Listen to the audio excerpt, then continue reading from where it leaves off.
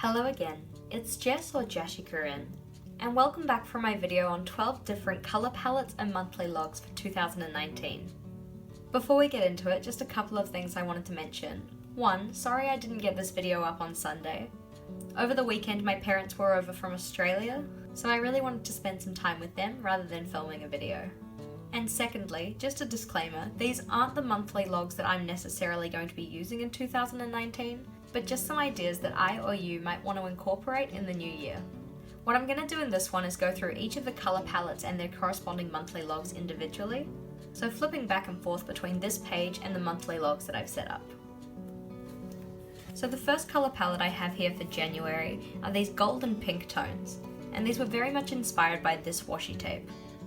I haven't actually used the washi tape in the monthly log, but if I were to do this in my own journal, I probably would use this for decoration. For this one we have the Tombow dual brush colours 206, 205, 800, 725 and 757. The monthly log that I've set up using this colour palette is quite similar to one that you may have seen before. I used something quite similar to this one in August of 2018. So what I've put on this page is a regular vertical style monthly log, a to-do and notes section, as well as this small calendar here. What I've previously used this style of calendar for is just checking off the days to get a visual representation of how far through the month we are, but this could quite easily be used as a tracker for one goal in particular. So given the fact that January is usually the time where people start working on new goals, this could be used sort of like a habit tracker for one goal in particular that you were working on. So for each day that you did the goal, you could go colour in that box, or possibly cross it off, and for each day that you didn't achieve that goal, you could either colour it in with a different colour or just leave it blank. You'll also see for the layouts that I have in this video, I've kept the decoration fairly simple, as I really just wanted to highlight the differences in the kind of skeleton of the spread, rather than in the way that you could decorate them. So ways that this general spread could be modified would be changing up these dividers to a different pattern, changing the style of the headers and decoration that you use, and of course changing the colour palette entirely. For February, the theme I've decided to go for is Valentine's. Just as a note, for these monthly themes and colour palettes, I've tied them mostly to a holiday that's always found in that month, rather than anything seasonal. Just because I know that the seasons will change depending on what hemisphere of the earth you're in, but also because I find that colour palettes based on seasons are quite common. Although the colour palettes I have here aren't necessarily revolutionary or anything, I did want to put some down that were outside of your usual seasonal themes. So for February I've gone with these somewhat muted greens and pinks. So we have 772, 192, 977, 228 and 837. For February's monthly log I've gone back to the calendar style format rather than that vertical. However, we do have a vertical component on the side here for self-love. I've seen this done by a few other bullet journalists, where they use the month of February to focus on things that they like about themselves, rather than necessarily things that they love about other people, which is typically what we try to think about during Valentine's month. There's some space down the bottom here for some major to-dos or possibly goals, and then decoration up the side using flowers and hearts. Ways again that this one could be changed up would be changing the style of headers and fonts used, also by changing up the boxes for each day to either not include a drop shadow or have one like we have here, changing the thickness of the outlining, the position for the numbering of each day, and whether the box does or doesn't have a header. Of course, you could always change the colour palette entirely for something quite different. For March, I've gone with a St. Patrick's Day theme, so using a lot of green tones. For the ones I've listed, I have 245, 990, 173, 158 and 133. In this colour palette I wanted to use a good variation of types of green, so I have some brighter green colours as well as some that are more muted and some that are a bit more limey. However, this colour palette could easily be changed to include some golden tones as well to represent the leprechaun's pot of gold. For April's colour palette I've gone with a minimalistic or grayscale theme, so just using varying shades of grey. The ones I have listed here are N75, N65, N45, N25 and N15. The reason I'm talking about these two together is because both of these monthly logs are single page layouts. For March's monthly log, we have a spiral that's set out just by dividing the page into 32 equal portions, and then colouring one of these in for the title. The remaining segments around the page each represent one day. To add a small amount of decoration to the page, I went and added a 4-leaf clover in the middle, just using some of my separation lines as a guide. You may have seen layouts like this used less for monthly logs and more for things like gratitude logs, but depending on the amount of tasks and events you want to record for each day, this could still be used as a monthly log, just by writing your events either going out from the centre or down towards the middle. On this one, to make each separate day a little bit more obvious, I went and coloured in each second segment and also used an alternating colour scheme when numbering the days. I also went and added a border around the sides just to separate the numbers from the rest of the segment. For April, sticking with that minimalistic theme, I just have a bar running down the middle that has an initial for the day of the week and also the number for each day. I've also gone and highlighted every second line using one of those light grey Tombow colours. By having the bar in the middle, it means you can separate events out, so possibly things like personal versus work, or school versus home, or whatever other two categories work for you. For this one, you could write the event on the line that corresponds with that number, or as some people do, you could have lines or arrows coming off this central bar and put the event somewhere else. So for example, if I had an event that was on the 5th, but I didn't want to write it on the line of the 5th, I could draw a line coming out of that day and put that event somewhere else.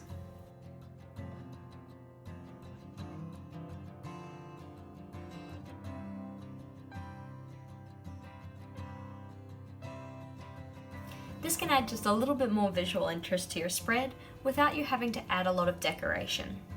For May, I had to put at least one rainbow theme in here. I've used a similar colour palette to the rainbow theme that I did in September.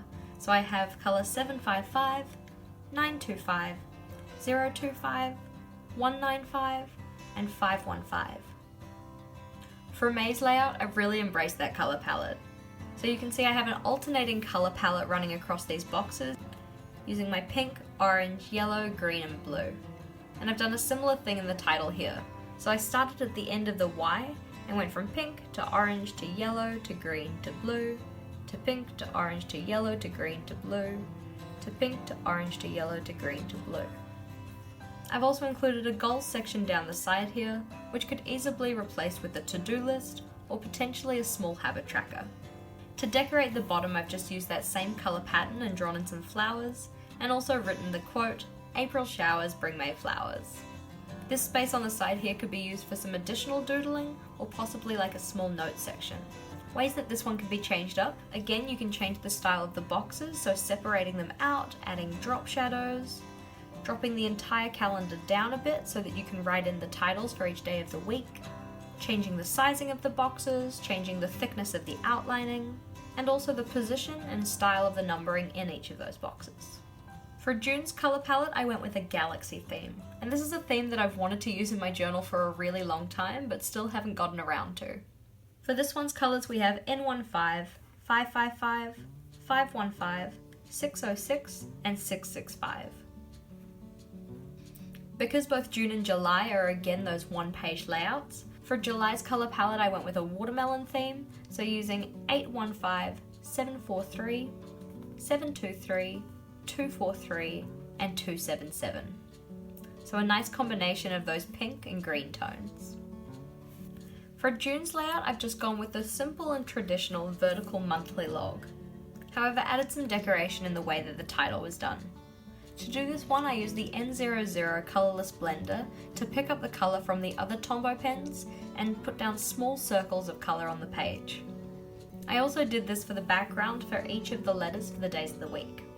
The simple vertical log is really versatile in the ways that you can change up its style, which you will have seen in my previous video on vertical monthly logs. If you hadn't got around to watching that one, there's a link to it in the cards above. For July's, I really wanted to embrace that watermelon theme, so I went with this circular monthly log. This can be somewhat used as a combination of the March and April monthly logs, so it has that circular formation like the March one, but could be filled in similar to the way that we talked about for April. So taking a date, drawing a line off it, and then writing in what the event was.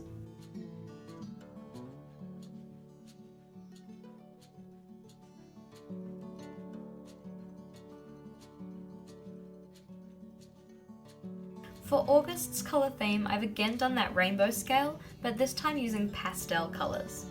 So I have Tombos 723, 873, 062, 243, and 451. This is another one that uses the calendar style as well as a vertical monthly. So down the side here we have an important date section for where you could record important events that you want to stand out, whereas the rest of your events could just be put on this monthly calendar, maybe using signifiers just as the boxes are quite small.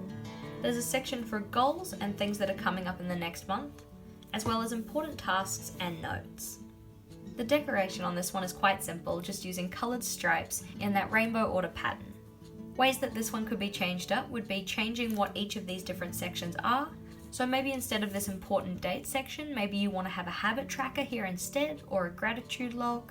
There's potential to change this tasks section to more like goals, and then have your to-do list for the month running down here, and any other substitutions you can think of. For September, the theme was coffee. So I went with a colour palette inspired by the different shades of brown that coffee can be. For this one we have 942, 977, 899, 947 and 992. This gives us a good mix of the lighter shades as well as some darker ones, and both warm and cooler tones. To make full use of those different tones, we've got an alternating pattern for each of the numbers here, as well as this gradient style header that goes from dark to light. I used something similar to this one in September myself, but instead of it being from my monthly log, it was from my day tracker. So you may remember this layout, where I had the numbers for each day of the month, taking up 2 rows each, space for my habits, and then a little blurb about what the day involved. This spread as a monthly log could be used in a similar way, so tracking of habits and then writing down the events that you have on that day.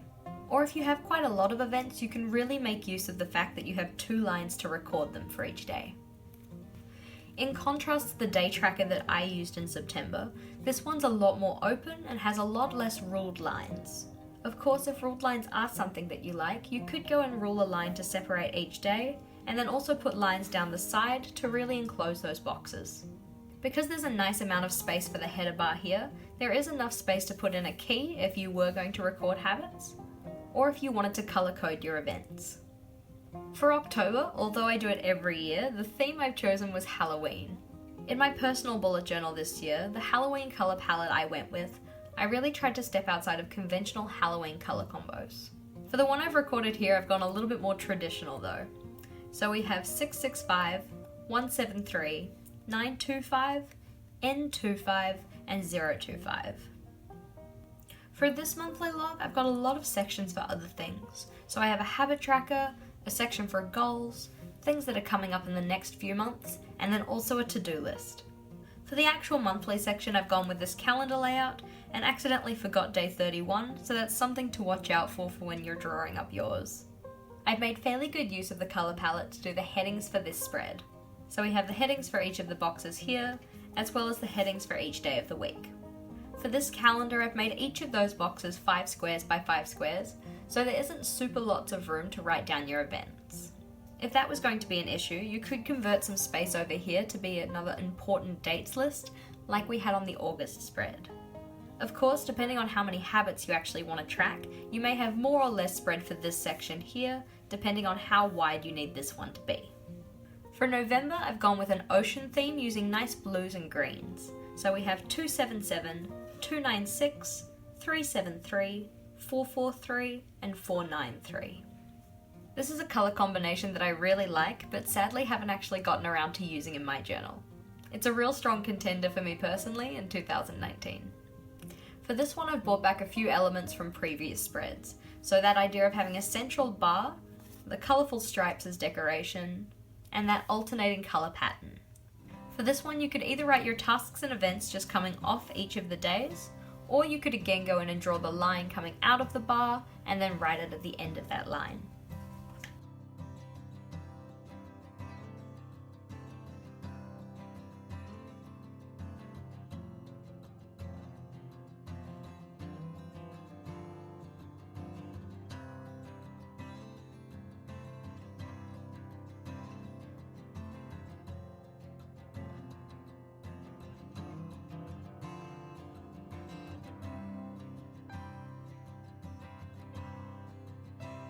For this one, to make use of the spread, I've done any event that's on an odd numbered day going down, and any event that's on an even numbered day going up. Of course, if you didn't want to have lines coming off of this one, you could just write each of those events coming off the day, which would confine your events to this space here. The space that's on the side could then be used for things like trackers, notes, goals, or to-do lists. Of course, if you don't need quite so much space to record your events, you could drop this bar further down or further up to include a bigger header. For my one, I just used 2 rows, so this one isn't quite centered, it is actually one space above the central position. Just like October, December's theme had to be Christmas. For this Christmas theme, however, I really wanted there to be some brighter green and red colours. So the colours I've chosen are 856, 885, 020, 173, 245. For this layout, I've got a little bit more decoration with the Christmas tree and the hanging fairy lights. On the left here we have the log for all of your events, and then down the right we have a space for gratitude. On the tree I've got 31 baubles, and I've got a small key down the bottom for a mood tracker. To make sure you knew which bauble represented which day, you could go a number inside of the bauble or just beside it.